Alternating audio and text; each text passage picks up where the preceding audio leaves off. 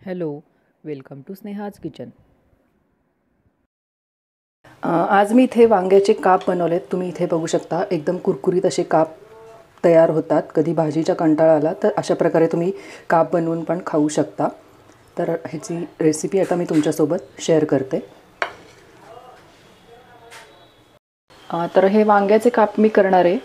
तर हे काप करण्यासाठी मी इथे एक वांगं घेतलेलं आहे आणि त्याचे असे पातळ असे स्लाइस करून घेतलेले आहेत.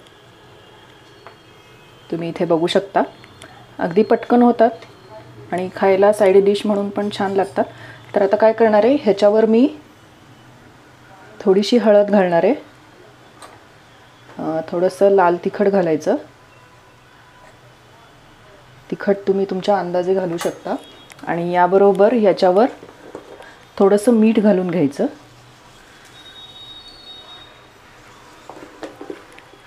आणि हे सगळं या कापाला व्यवस्थित लावून घ्यायचं. एकसारखं हे सगळं ह्या कापाला असं आपल्याला चोळून घ्यायचं आहे.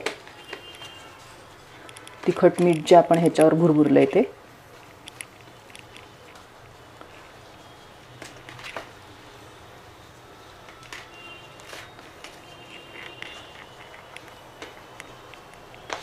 आता हे सगळं लावून घेतलेलं आहे मी. आता हे काप जे आहेत हे असेच झाकून 10 मिनिट असेच ठेवून देणार आहे मी. मिठामुळे काय होईल, ह्याला थोडंसं पाणी सुटेल, थोडेसे मऊसर होतील हे. आता इथे तुम्ही बघू शकता हे तिखट मीठ जे आहे हे व्यवस्थित सगळ्याला कोट झालेलं आहे. आणि हे झाकून आता असंच ठेवून देते.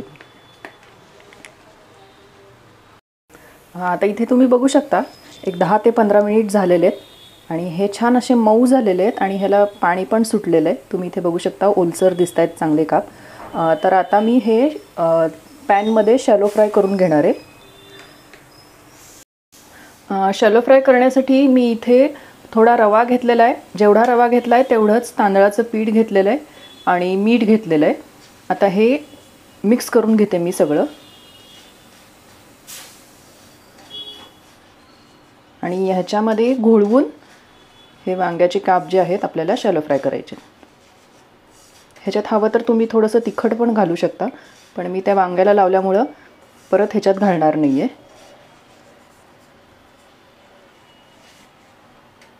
तर इथे एका पॅनमध्ये मी तेल घालून घेतलेलं आहे.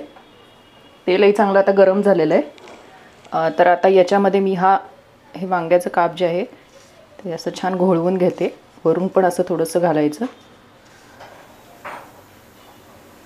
आणि हे आपल्याला या पॅनमध्ये ठेवून द्यायचं आहे.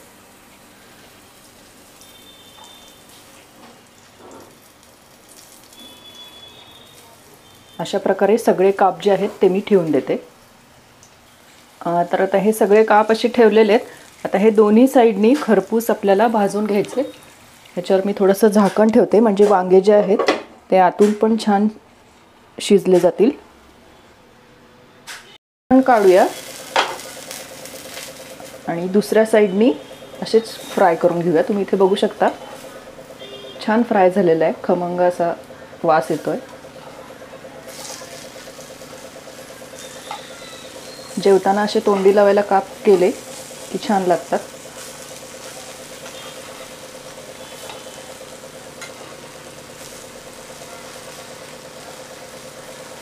आता दुसऱ्या साईडनी सुद्धा ते चांगले भाजून घेणार आहे. आता ह्याच्यावर झाकण ठेवण्याची गरज नाही आहे. हे असेच आपल्याला कुरकुरीत करून घ्यायचे. तर हे काप जे आहेत हे आपले तयार झालेले आहेत. वांगं पण छान शिजलं आहे. आता हे मी काढून घेते. छान कुरकुरीत झालेले आहेत आपले काप. तुम्ही इथे बघू शकता कलर पण छान आलेला आहे.